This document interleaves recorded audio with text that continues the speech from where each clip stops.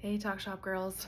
I wanted to talk a little bit about feelings or emotions. I kind of like that word better sometimes, versus the mind, rationalizing and thinking. And this is not meant to be like a philosophical video, but this is just to see where sometimes we as women lose our intuition to trust what we feel and believe that, and why that's actually a problem when we can't believe what we feel.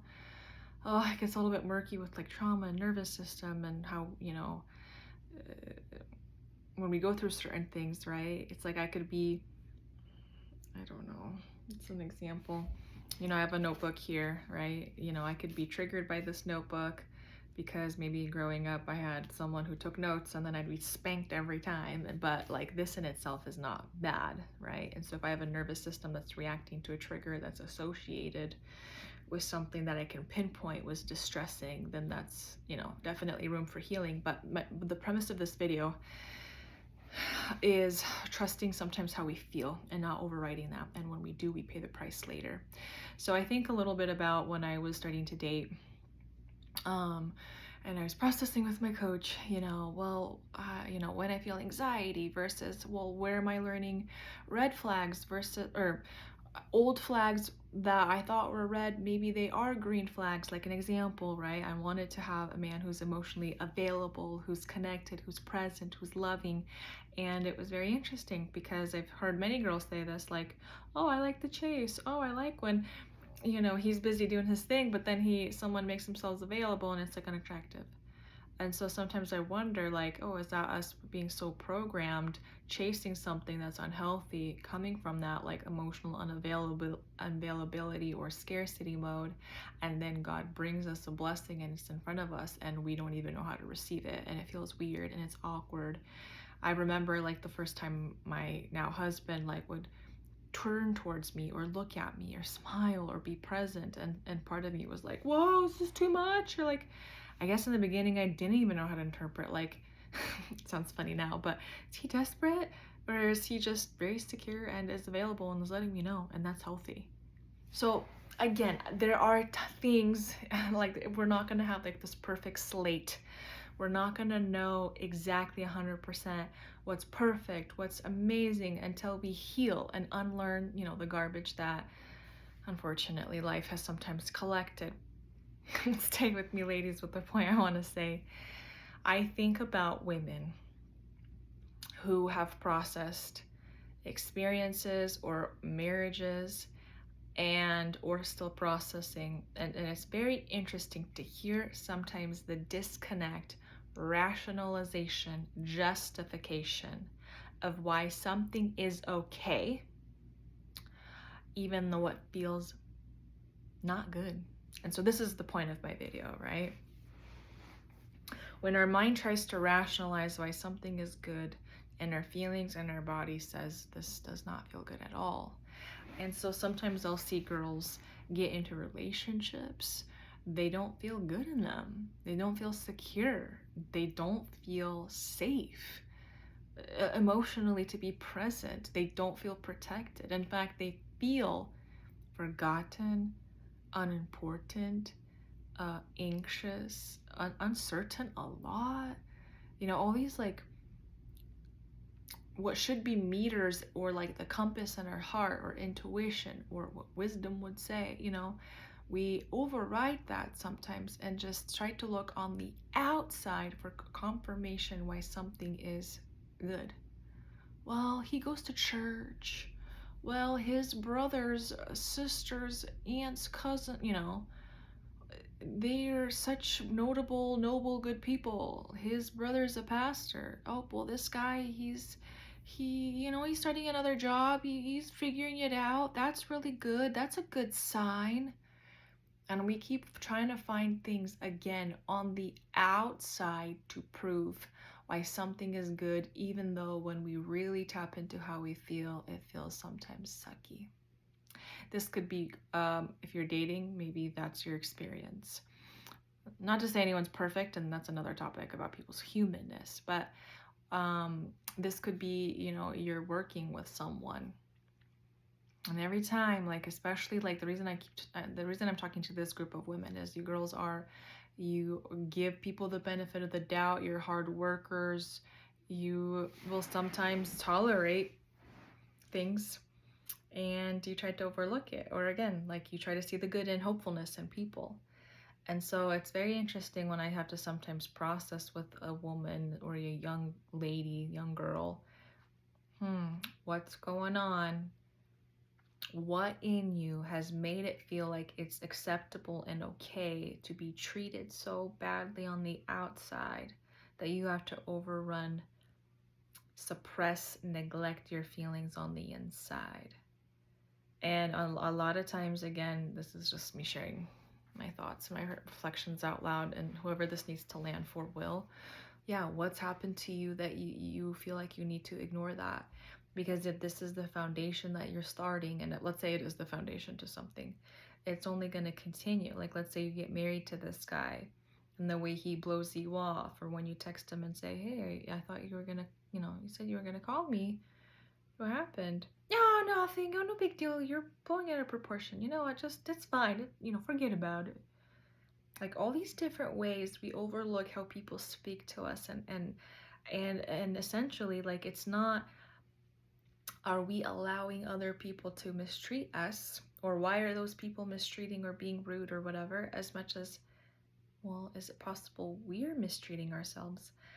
We're the ones who are allowing, enabling, letting it happen multiple times, hoping for something different.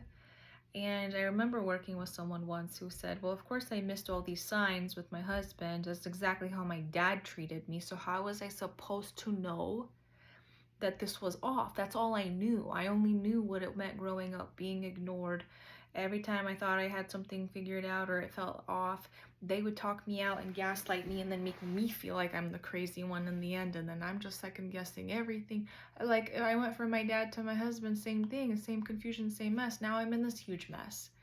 And it just goes back to, that's like, ladies, this is how I'm going to teach you to process. When something feels off, something doesn't feel good, sit with it, especially before you make any massive big decision, right? Sit with it. Am I really crazy? Is it possible God, Jesus, put some intuition or wisdom or discernment in me as a woman, embodied in my feelings? And sometimes I just need to sit, and even if someone tries to give excuses, I could still sit back and be like, no. Yeah, when you promised you'd pick me up at 5 p.m. and you never showed up and you never even called me, yeah, that did feel crappy. No, I didn't have to know that you had a work thing going on. Nope, I didn't have, like, me magically knowing or not knowing that you had some church thing all of a sudden. None of that excuses from the fact that that felt crappy. And you are allowed to feel that. Or any other thing you guys are, trying to navigate through, people, friends, new people, right? We're returning back to our intuition. I'm speaking especially to the girls who feel like their intuition has been really damaged, or coming from like gaslit situations where you think one thing and then you get convinced that you're crazy and you're wrong. And this isn't about pointing fingers like who's narcissist or what. We're not doing that here. We're only here to develop your voice, your intuition, what feels right, and you staying secure in your decision. Because if you're about to break up with someone, if you're about to leave a job, if you're about to change churches, change communities, it doesn't matter. I want you girls to be in a place where part of you making secure decisions for you is stop second guessing how you feel. I understand, and this is why this video is going to be so convoluted. I wish I had more wisdom and speech to explain and tell me, girls, if this resonates. But I understand, like, let's say I'm walking in with a lot of spirit of rejection. I understand if I have a core wound, I feel like I don't matter. I understand that in some ways we will kind of recreate that But you girls are different because you're in the setting searching for healing, and we're talking about this. So things are being illuminated. So if you already understand, you're working through things like rejection or certain core issues, right? I tell you all the time, dig into these resources. What is it that you struggle? What's your core wound? Anytime you're triggered, what do you go back to? And what's that new story that you're making?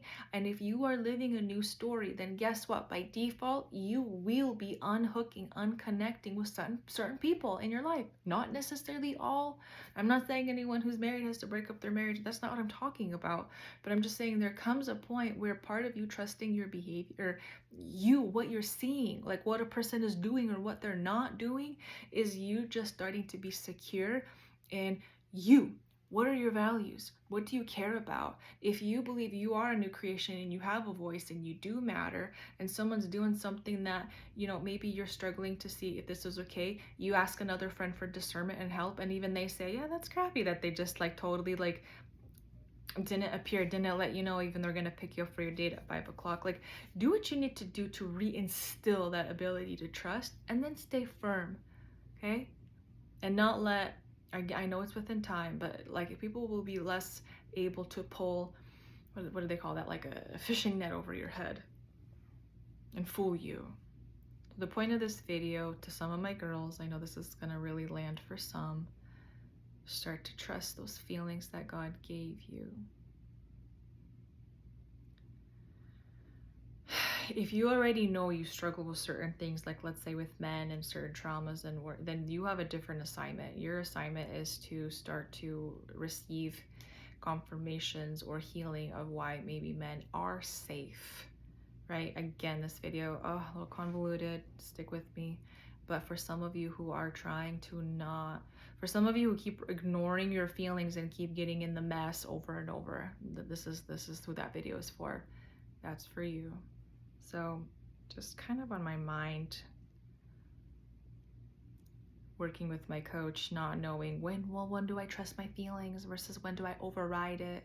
And I think I was miscommunicating or misinterpreting feelings with signs. Oh, is this a sign? Oh, I feel like it's a sign. Versus, what sign? You've waited for 5 years, nothing's happened, you feel crap, you feel anxious. Like, going into more of my feelings is what I had to do for some healing stuff. Hopefully this kind of helps somebody. Let me know, and God bless.